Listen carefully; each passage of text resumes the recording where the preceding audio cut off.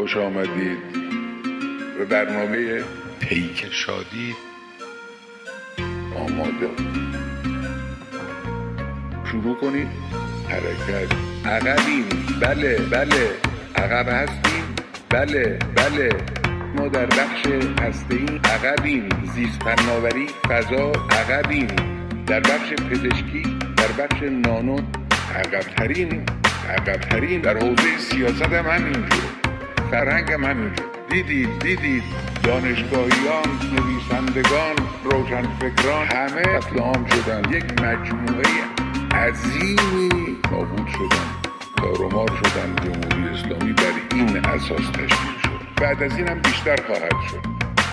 از این در مقابل ما چیزی نیست که جوانهای نخبه، جوانهای فعال اینجا موندی که چی؟ برو آقا، برو آمریکا. اینجا موندی چیکار کنی؟ اینجا موندی که چی؟ جوانهای نخبه اینجا موندی چیکار کنی؟ او چی خود ضایع میکنی؟ برو آقا، برو انگلیس. اینجا موندی که چی؟ اینجا موندی چیکار کنی؟ امروز آهاد مردم متوجه شدن جمهوری اسلامی قلدری آمده است. بیکاری باشه، رکود باشه، مشکلات گوناگون اقتصادی باشه، من شما برون جوان عملی باشه. جمهوری اسلامی بر این اساس تشکیل شد. ما هم تو حرف بزنیم، همینطور شعار میدیم. این وظیفه امروز آهاد مردم با جمهوری اسلامی دشمنن. دشمن دیگه از این بدتر، از این خبیث‌تر. دشمن شاخ و دم داره. امروز دانشجو، جوانهای فعال، جوانهای زنده ما در مقابل این حرکت، این انقلاب، این نظام می‌ایستند تا جمهوری اسلامی که پدر این ملت رو برای سالهای متمادی در می آورد از سر این ملت دور بکنن.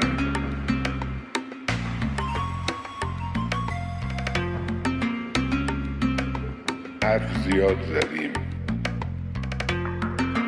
تکراری است. خلاصش جمهوری اسلامی آمده است حرکت علمی رو متوقف کنه، ایمان رو از بین ببره، نفت ببره. از 130 سال 40 سال پیش به این طرف هر حرکتی تو این کشور انجام گرفته است که اثرگذار بوده است، جریان ساز بوده، نابود شدن، تارومار شدن. جمهوری اسلامی بر این اساس تشکیل شد. مدیران ارشد کشور، نمایندگان، مسئولان کشور، قدرتمندان هر کار که روشون بخواد بکنن از خلاف دین، بر ضد دین، هر وقت خواستن یه لگدی تو سر اینا بزنن، اینا رو تجهیز میکنیم به جان ملت بیفتن. قدرتمندان کشور و نظام جمهوری اسلامی اونا در مقابل ملت ایران هیچ غلطی نخواهند وارد بکنن.